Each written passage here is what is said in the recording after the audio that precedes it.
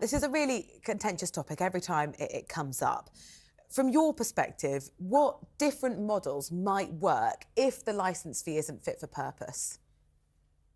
Well, good morning, both, and thank you for having me on. I'd first like to start by congratulating TalkTV for what I think is a really, really important investigation highlighting very serious concerns. What we would like to see at the Taxpayers Alliance is a complete reform of the system that jettisons the licence fee altogether. So, in an essence, what we'd like to see is a really slimmed down BBC, perhaps one TV channel, one radio channel, which retains those core BBC services that we all know and in many cases love, and fund that through central taxation. So a much more slimmed down BBC, which retains those really core functions that we all like and funded through general taxation. That's what we would look for as a way to remedy this.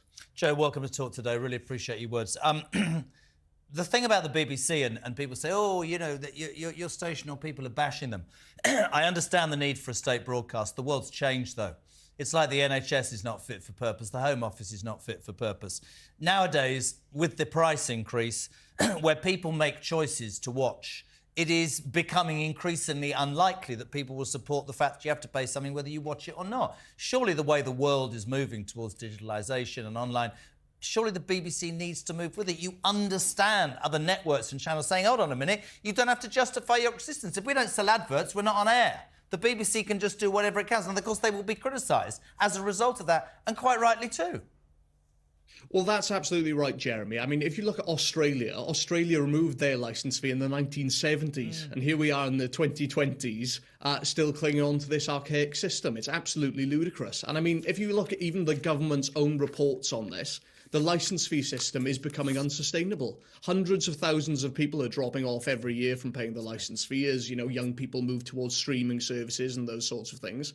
So whichever way you cut it, whether you support the BBC or you don't, the licence fee model is quickly running out of steam. And I think we've got the 2027 Charter Review coming up very soon. I think this is the opportunity to really reform the system and make the BBC more fit for the future. Joe, I don't think we're getting the voice across of someone who loves the BBC, who maybe has had cuts to their local radio station over the last 12 months or so and is absolutely in despair that they think, when we've got something like cold weather, I want local, reliable news on my doorstep who's going to help me do that. We are at risk of losing that valuable resource if we say all of that money, we're going to pull the plug.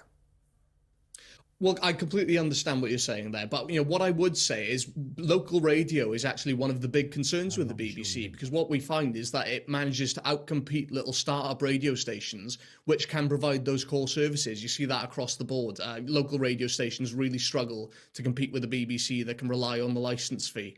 So I wouldn't say that there's a massive risk of sort of pulling that plug there and removing those local services. I think we can, you know, rely on local broadcasters, people there on the ground with the will to start little radio stations to fill those gaps.